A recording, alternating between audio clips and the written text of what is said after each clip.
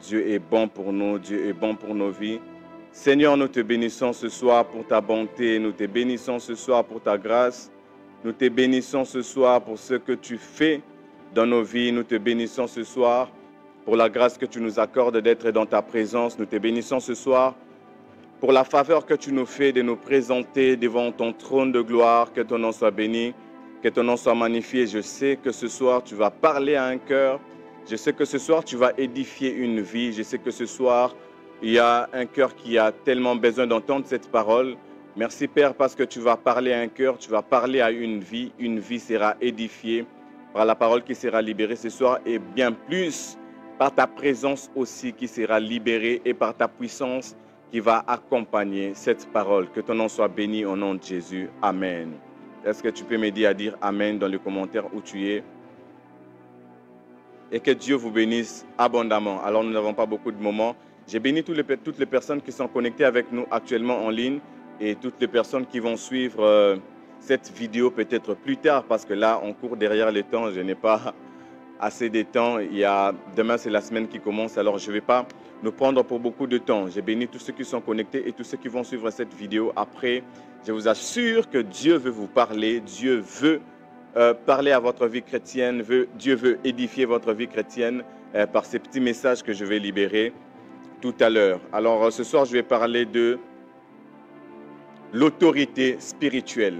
Si tu es là avec moi, aide-moi à écrire dans les commentaires « autorité spirituelle ». Que Dieu bénisse toutes les personnes qui sont en train de partager ces lives. Ne vous inquiétez pas, je vois vos messages. Que Dieu vous bénisse abondamment. Alors ce soir, je vais parler de l'autorité spirituelle. L'autorité spirituelle. Si tu es là avec moi, aide-moi justement à écrire dans les commentaires « l'autorité spirituelle ». Ok, je vais juste me rassurer que vous m'entendez très bien. Ok, that's good. Ok. Je vais parler de l'autorité spirituelle. Alors, vivement, à cause du temps, j'entre directement dans mon sujet de ce soir, l'autorité spirituelle. Alors, c'est quoi l'autorité spirituelle? L'autorité spirituelle, c'est le pouvoir, c'est un pouvoir donné par Dieu à ses enfants pour accomplir sa volonté sur terre. Ce que nous devons retenir ce soir de l'autorité spirituelle, c'est que l'autorité spirituelle, c'est un pouvoir que Dieu donne à ses enfants afin que ses enfants puissent accomplir sa volonté ici sur la terre.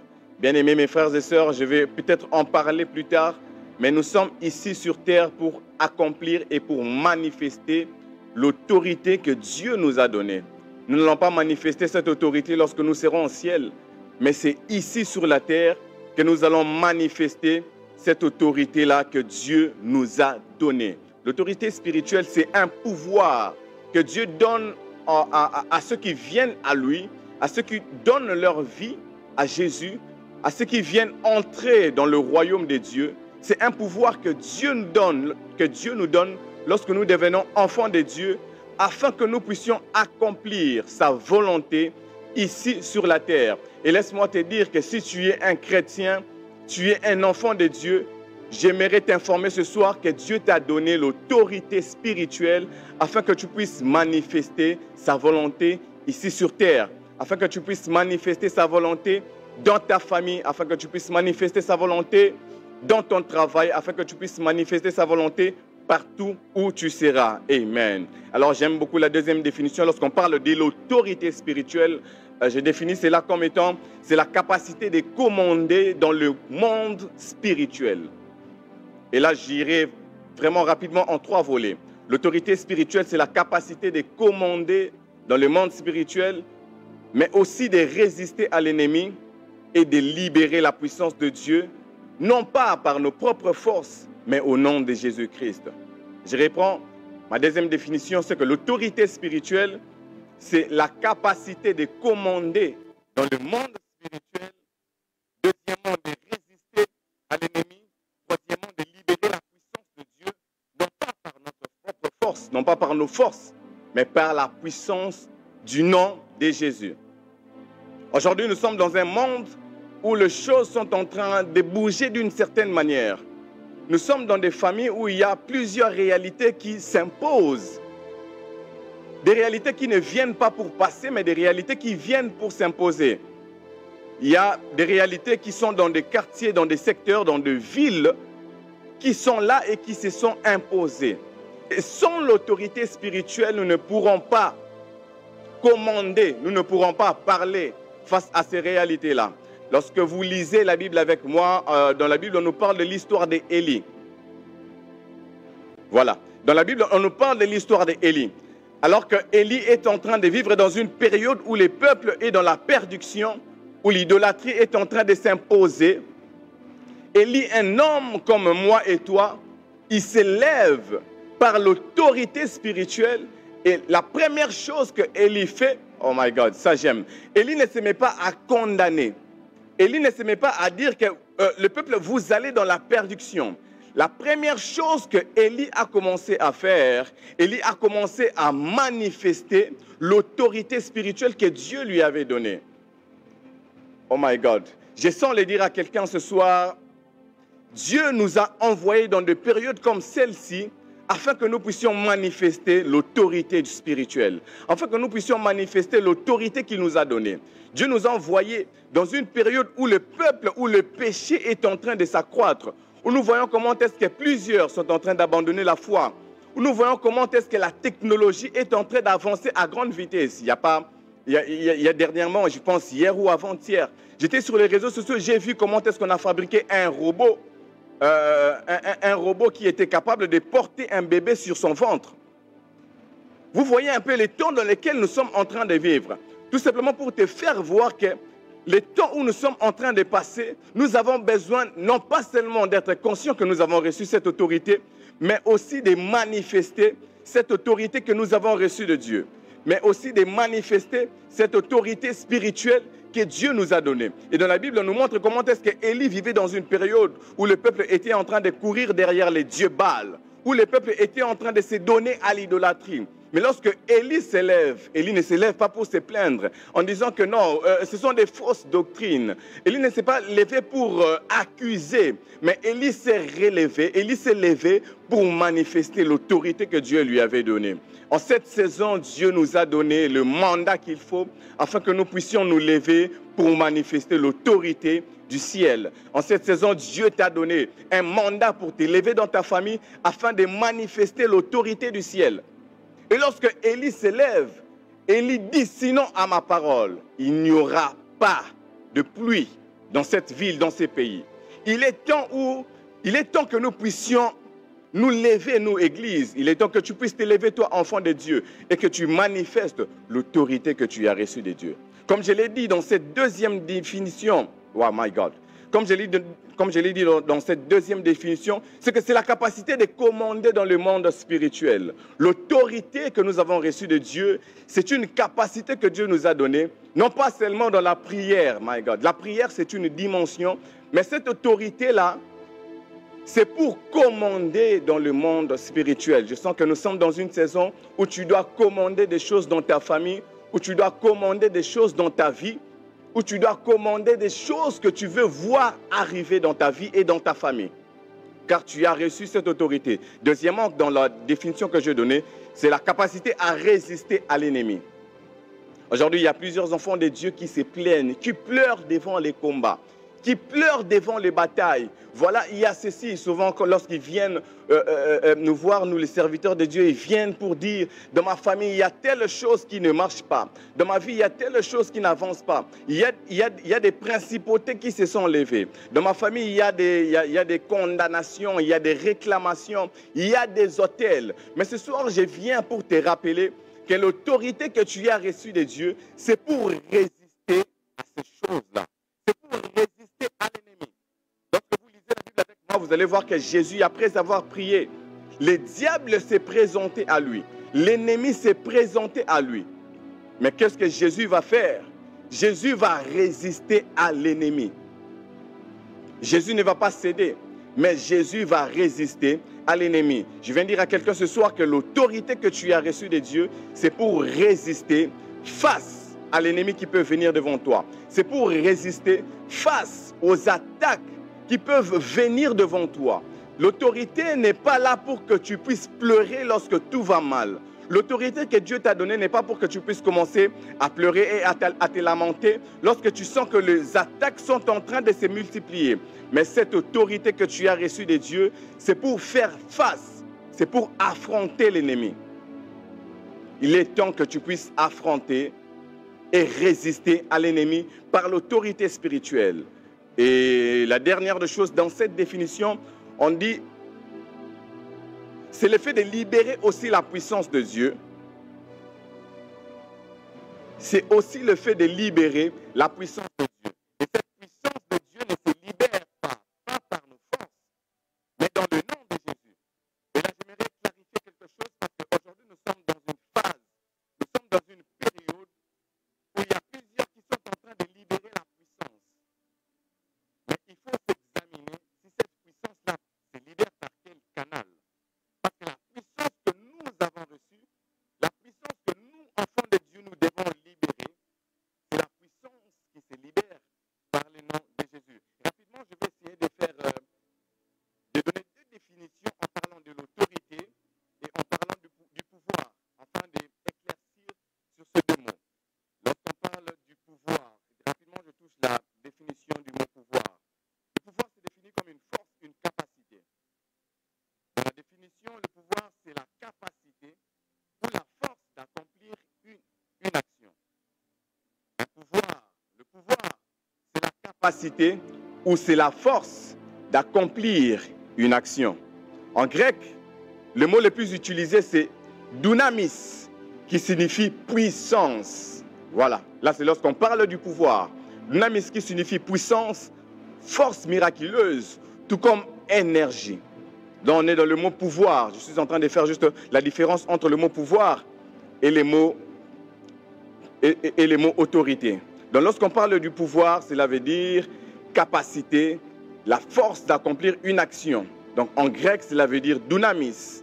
Et dans la Bible, il y a aussi un texte à qui ces mots est aligné. Dans Acte 1, le verset 8, on dit, mais vous recevrez une puissance. La puissance dont on est en train de parler, c'est un pouvoir. Vous allez recevoir le dunamis. Vous allez recevoir la puissance du Saint-Esprit. Vous allez recevoir le pouvoir. Ce que j'aime, c'est qu'il y a plusieurs versions qui expliquent ces textes. Dans la version Louis II, on dit, mais vous recevrez une puissance, virgule, le Saint-Esprit survenant sur vous. Martin, Bible dit, mais vous recevrez la vertu du Saint-Esprit. Darby, Bible dit, mais vous recevrez de la puissance, virgule, le Saint-Esprit venant sur vous. Mais j'aime beaucoup la version anglaise parce qu'elle va plus loin. La version anglaise dit, vous recevrez la puissance après que le Saint-Esprit soit venu sur vous.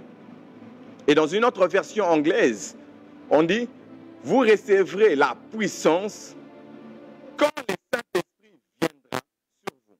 Donc là, par là, nous comprenons directement que la puissance, tout comme le pouvoir, on peut l'avoir lorsque le Saint-Esprit vient sur nous. Et deuxièmement, je reviens encore sur la définition du mot autorité. Autorité veut aussi dire droit, tout comme légitimité. Donc lorsque je parle du mot autorité, je vois un droit, je vois une légitimité. C'est le droit légal ou spirituel d'exercer un pouvoir. L'autorité se définit aussi comme le droit légal ou spirituel d'exercer le pouvoir. Et en grec, ces mots veulent dire exousia, qui signifie autorité, voilà, permission, là ça devient plus clair, autorité, permission, mandat.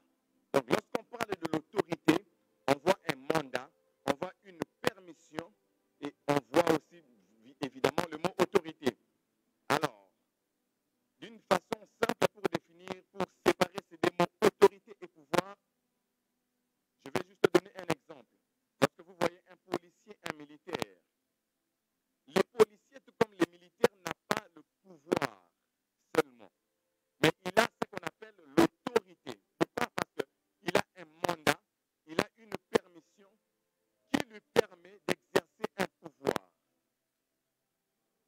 L'autorité qu'a un militaire, c'est un mandat. C'est une permission qui lui donne la possibilité d'exercer un pouvoir d'une façon légale, d'une manière légale.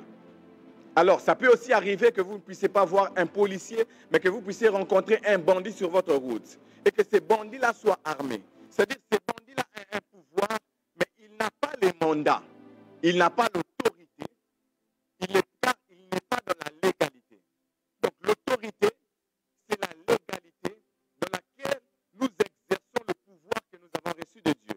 Par là, vous allez comprendre que le diable n'est pas dans la légalité, mais le diable a un pouvoir illégal. Et moi et toi, vu que nous sommes dans l'autorité, le diable n'a que le pouvoir, il n'a pas l'autorité. Moi et toi, nous sommes au-dessus du diable et au-dessus de ses actions.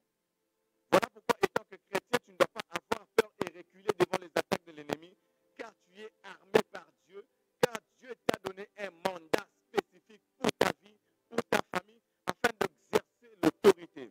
Ce soir, je viens parler à quelqu'un. Fini le temps de pleurer, c'est le temps d'exercer l'autorité que tu as reçue de Dieu, afin que des vies soient transformées, afin que des vies soient changées, afin que des situations soient changées pour la gloire de Dieu. Amen. Dans Luc 10, le verset 19, la Bible déclare: voici, je vous ai donné le pouvoir, par autorité exousia, de marcher sur le serpent et sur les scorpions. J'aime ces textes car dans différentes versions, on essaie de nous expliquer mieux cela. La version Louis II dit: voici, je vous ai donné le pouvoir de marcher sur les serpents et les scorpions. La version Martin dit: voici, je vous donne la puissance de marcher. Mais j'aime beaucoup la version Darby parce que lui, il va plus loin. La version Darby dit: voici, je vous donne l'autorité de marcher. Par là, nous comprenons que ce que Dieu nous donne face à l'ennemi, ce que Dieu nous donne face à l'adversaire, ce n'est pas qu'un pouvoir, mais c'est une autorité afin que nous soyons au-dessus de lui et que nous puissions exercer notre pouvoir contre lui. Et la Bible, la version anglaise aussi, parle de l'autorité que nous avons reçue de Dieu pour faire face à l'ennemi. Donc le pouvoir, c'est la capacité ou la force d'agir. Mais l'autorité, c'est un droit, c'est un mandat par lequel nous pouvons utiliser le pouvoir que nous avons reçu. C'est que nous devons savoir ce que le pouvoir vient souvent de la force, tout comme d'autres ressources. Tandis que l'autorité vient d'une position, tout comme d'un mandat divin. Waouh! L'autorité et le pouvoir vient d'une force, tandis que l'autorité vient d'un positionnement. Je viens dire à quelqu'un ce soir que l'autorité que nous avons vient d'un positionnement que nous avons en Christ. Il lui déclare qu'en Christ, nous sommes une nouvelle créature. Et en Christ, nous sommes bien positionnés. Nous ne sommes pas positionnés comme les gens de l'extérieur, mais en Christ, nous sommes positionnés comme étant des fils. Et puisque nous sommes ses fils, il nous a donné l'autorité d'agir par rapport au pouvoir que confère cette autorité qu'il nous a donnée. Dans la Bible, il y a une histoire que j'aime beaucoup dans les livres des Actes des Apôtres. On nous parle de l'histoire de 7 fils de Tseva. Ces enfants qui étaient là en train d'imiter comment est-ce que l'apôtre Paul était en train de chasser les démons. Comment est-ce que les apôtres étaient en train de chasser les démons. Ils étaient là et ils pensaient que c'était une blague en disant: esprit mauvais, nous vous chassons au nom puissant de Jésus que Paul prêche. Dans les choses de Dieu, il n'y a pas de copier-coller. Si tu n'as pas l'autorité, tu seras limité dans tes actions. Si tu n'as pas l'autorité, tu seras limité dans ce que tu fais. Si tu n'as pas l'autorité, il n'y aura pas d'impact. Si tu n'as pas d'autorité, il y aura des répercussions spirituelles. Voilà pourquoi lorsque même avant de te lever dans les combats spirituels, je sais qu'aujourd'hui, il y a plusieurs personnes qui vont à l'église, qui sont pressées, qui sont chauds, qui veulent tous entrer dans la prière du combat. Mais laissez-moi vous dire que la prière du combat spirituel, c'est une prière qui demande un positionnement en Christ. Et ce positionnement te donne une autorité qui te confère un pouvoir qui te permet d'agir. Mais si déjà en Christ, tu n'es pas positionné, si déjà tu n'as pas donné ta vie à Jésus, et tu te presses de t'engager dans une vie de combat spirituel, laisse-moi te dire qu'il y aura des répercussions sur ta vie. Parce que les choses ne se font pas par sentiment, mais les choses se font parce que nous avons reçu l'autorité et les mandats venant du ciel. Alors que ces 7 fils de Sceva étaient là en train de blaguer, étaient là en train d'essayer, étaient là en train d'imiter. La Bible déclare que l'Esprit les a dit, je connais Jésus et je sais qui est Paul, mais vous, qui êtes-vous? Vous savez, par là, nous comprenons que l'autorité spirituelle nous positionne même dans le monde spirituel. En faisant en sorte que les mondes spirituels peuvent connaître qui nous sommes. Ce soir, je viens dire à quelqu'un, oh my God, même si tu ne sais pas qui tu es, les démons savent qui tu es, les sorciers savent qui tu es. Alors, je pense que c'est par ici que je vais finir et je vais libérer quelques paroles de déclaration sur nous et on va clôturer. Comment marcher dans l'autorité spirituelle? Et c'est ça même, c'est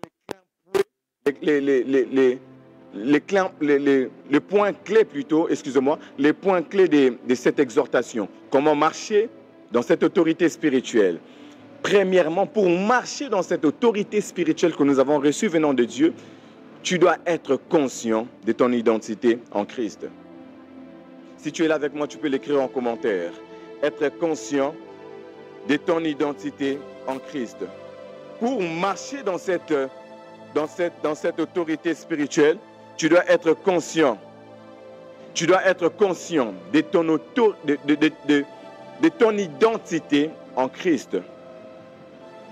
Si tu n'es pas conscient de ton identité en Christ, tu ne pourras pas marcher dans cette autorité spirituelle. J'aime ce que la Bible déclare dans Ecclésiaste 10, le verset 7. La Bible déclare, j'ai vu des esclaves sur des chevaux et des princes marchant sur terre comme des esclaves. Waouh, c'est grave. Donc, il y a des esclaves qui sont sur des chevaux et des princes qui sont en train de marcher comme des esclaves. Pourquoi? Par l'ignorance de l'identité. Ce soir, je viens te rappeler ton identité. Tu n'es pas n'importe qui. Tu es enfant de Dieu. Tu n'es pas n'importe qui. Tu es un serviteur de Dieu. Et sur ta vie, il y a une autorité que Dieu a placée afin que tu puisses libérer le pouvoir du royaume et manifester son règne ici sur la terre. Si tu ne connais pas ton identité et ta position en Christ, le diable marchera sur toi. J'aimerais que tu puisses noter cette vérité. Si tu ne connais pas ton identité et ta position en Christ, le diable marchera sur toi. C'est ainsi que ce n'est pas étonnant aujourd'hui de voir plusieurs chrétiens. Le diable est en train de marcher sur leur vie. Pourquoi? Ils vivent dans la peur parce qu'ils ne sont pas conscients de leur identité et de la position qu'ils ont en Christ. Si tu ne connais pas ton identité et ta position en Christ, le diable marchera sur toi. Dans la Bible, il y a l'histoire d'un homme que j'aime beaucoup, cet homme qu'on appelle Gédéon. Dieu vient vers Gédéon. Ce que je tire dans cette histoire de Gédéon, je comprends, c'est que Gédéon a une identité que lui-même, il est en train d'ignorer. Lorsque Dieu vient vers Gédéon, ce n'est pas là que Gédéon devient vaillant héros. Dieu fait comprendre à Gédéon, tu as toujours été vaillant héros. Dieu ne dit pas à Gédéon, Gédéon, je viens faire de toi vaillant héros. Dieu ne dit pas à Gédéon, Gédéon, puisque je suis là, tu deviens vaillant héros. Dieu vient rappeler à Gédéon son identité. En lui disant, Gédéon, tu es un vaillant héros. Mais lorsque nous regardons et nous entrons dans la profondeur, la vie que mène ce vaillant héros Gédéon, nous voyons que la vie que Gédéon a, ce n'est pas la vie d'un vaillant héros. Gédéon est en train de mener une vie de peur. Il a peur de l'ennemi, il a peur de Madianite. Gédéon n'arrive même pas à récolter ce qu'il sème. Il fait cela dans la cachette. Pourquoi? Parce que Gédéon n'est pas conscient de son identité en Christ. Gédéon n'est pas conscient de son identité. Et lorsque Dieu se présente devant Gédéon, Dieu commence par rappeler à Gédéon son identité. Et ce soir, j'aimerais que tu puisses retenir que tu as une identité en Christ. Tu as une identité que Dieu t'a donnée. Tu es un enfant de Dieu. Et puisque tu as une identité, par cette identité-là, Dieu te donne déjà l'autorité et le pouvoir qu'il faut. La Bible déclare à ceux qui l'ont reçu, il les a donné le pouvoir de devenir enfants de Dieu. Mais non, pas seulement, la Bible s'arrête là. Mais la Bible nous fait voir comment est-ce que Dieu nous a aussi donné le pouvoir de marcher sur le scorpion, sur les serpents et sur la puissance de l'ennemi. Je m'en vais rapidement pour finir. La deuxième des choses, pour manifester cette autorité spirituelle que nous avons reçue de Dieu, pour manifester cette autorité spirituelle, deuxièmement, c'est par des paroles, des déclarations. Tu dois apprendre à déclarer la parole de Dieu. Tu dois apprendre à ouvrir ta bouche et à parler. Tu ne dois pas rester bouche bée, bouche fermée, mais tu dois plutôt ouvrir ta bouche et déclarer.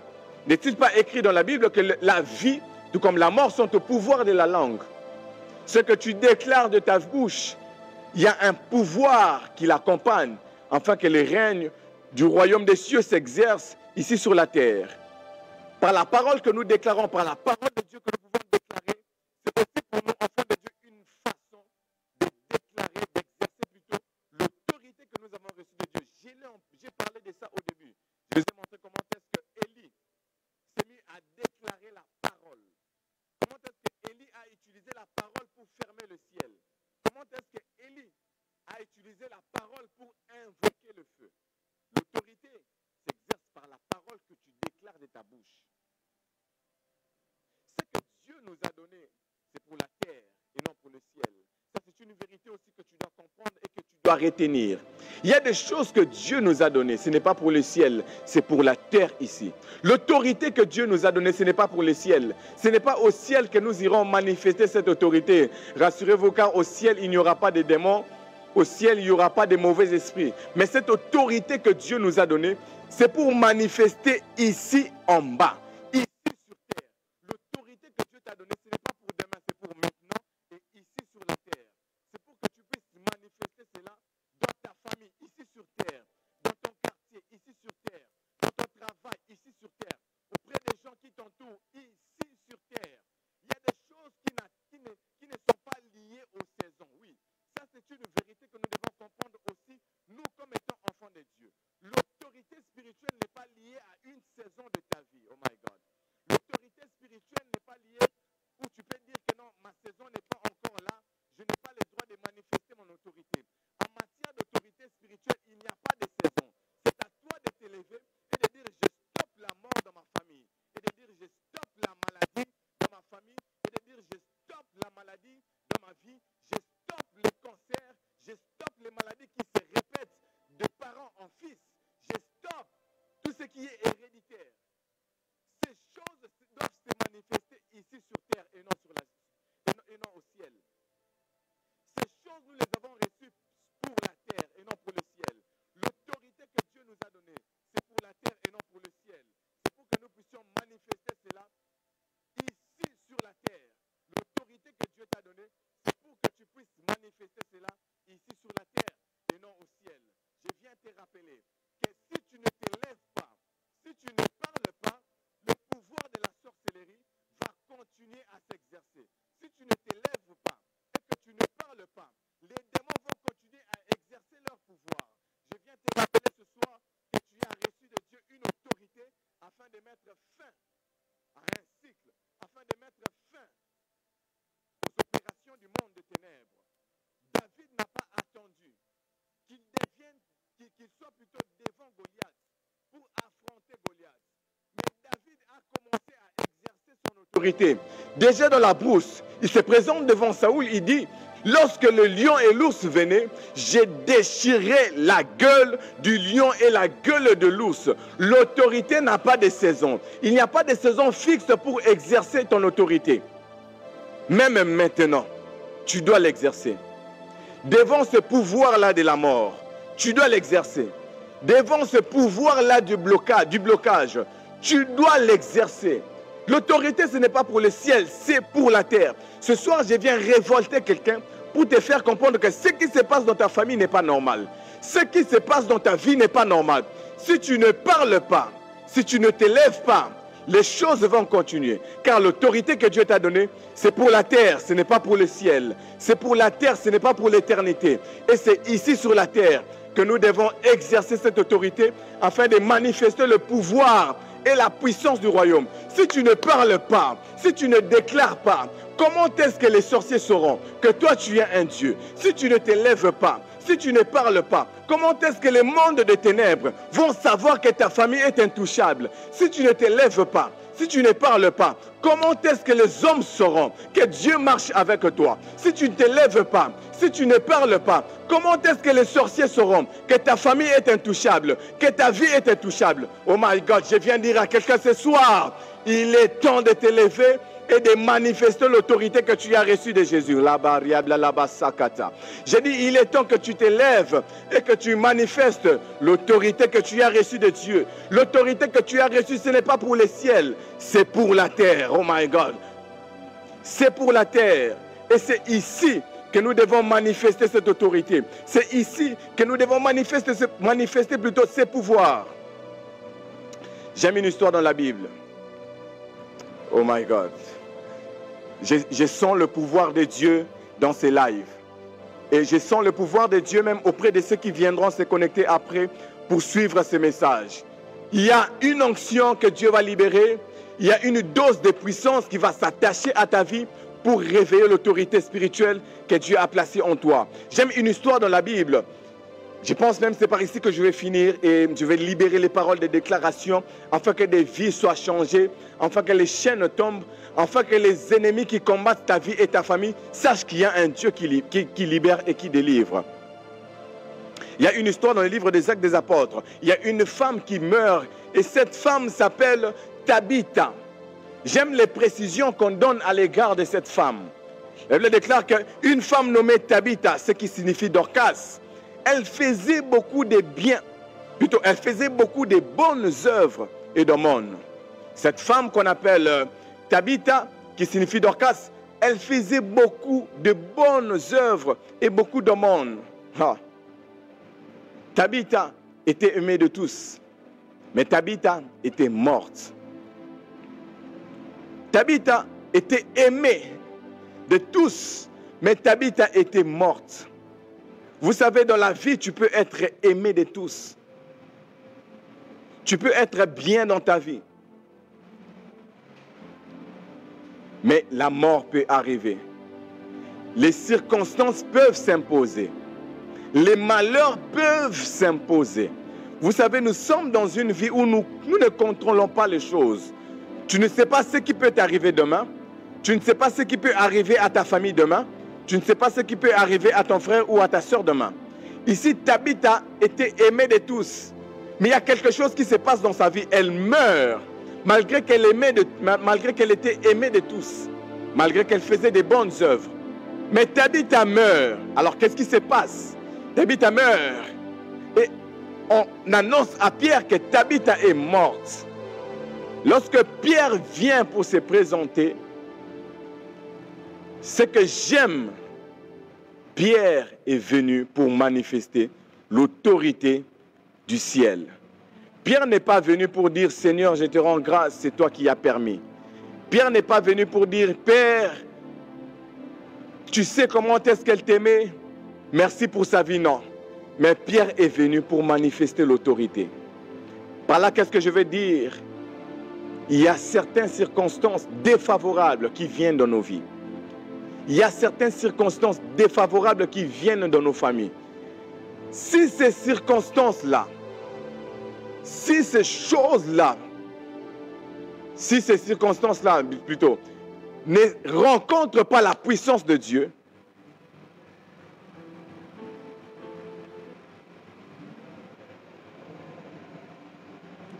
si ces circonstances-là ne rencontrent pas la puissance de Dieu, si ces circonstances-là ne rencontrent pas l'autorité que nous avons reçue de Dieu, rien ne se passera.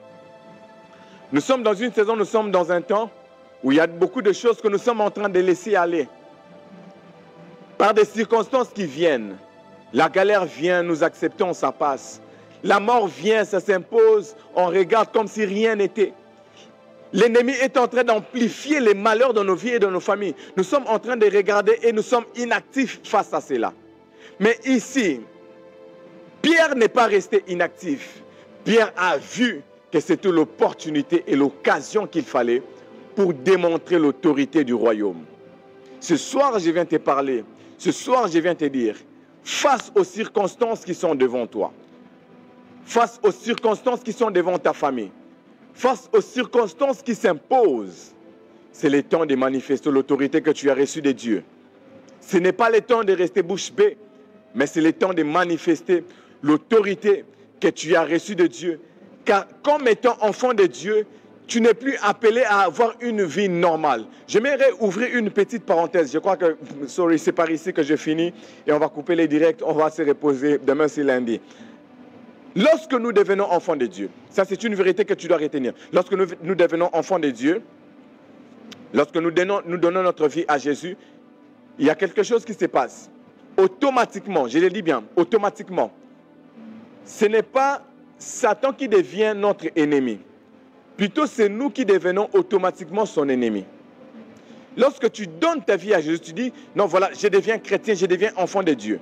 Automatiquement, ce n'est pas Satan qui devient ton ennemi. Automatiquement, c'est toi qui deviens son ennemi. Et puisque tu deviens son ennemi, il va tout faire pour te combattre. Il va tout faire pour s'élever, pour bloquer ta vie. Il va tout faire pour que ta vie ne puisse pas avancer. Et ça, c'est une vérité que tu dois comprendre. Et si tu comprends cela, tu comprends automatiquement que tu dois marcher dans une vie d'autorité. C'est-à-dire, pour toi, l'autorité spirituelle ne doit pas se résider par un mot en disant que non, nous, enfants de Dieu, nous avons reçu l'autorité. Je suis chrétien, nous avons l'autorité. Il est écrit, nous avons l'autorité. Mais plutôt de t'élever et de marcher dans cette autorité-là. Que cette autorité-là ne soit pas que des théories, mais que cela devienne une pratique pour ta vie. Que cela devienne une pratique que tu vas marcher avec, où tu vas voir comment est-ce que Dieu va t'accompagner dans tout ce que tu vas faire par l'autorité de Dieu que tu vas manifester. L'autorité de Dieu n'est pas une théorique plutôt. L'autorité spirituelle, elle est pratique. Et ce soir, je déclare sur ta vie, à cause de l'autorité que nous avons reçue de Dieu, que toute barrière est en train de tomber maintenant et Dieu t'introduit dans une nouvelle saison. Ce soir, je déclare sur ta famille que tout cycle des morts est en train de tomber maintenant. Et Dieu vous introduit dans une nouvelle saison. Je sens que je dois déclarer et libérer les paroles sur certaines familles ici. Je ne sais pas ce que ta famille a traversé depuis des années. Mais ce soir, je suis venu mettre fin à un cycle.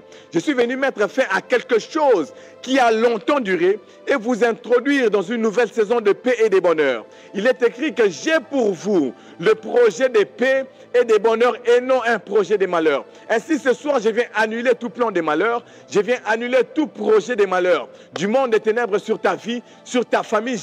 J'annule cela dans le nom puissant de Jésus. Et je vous introduis dans la vie Zoé, la vie de Dieu. Il dit dans sa parole, je suis venu vous donner une vie. Et il précise que c'est une vie qui sera en abondance. J'introduis ta vie dans l'abondance divine. J'introduis dans ta vie dans l'abondance céleste. Laisse que ta famille ne soit plus jamais comme avant. À cause de l'autorité que Jésus nous a donnée, je libère et je déclare sur ta vie, sur ta famille, que les chaînes tombent, que les blocages tombent.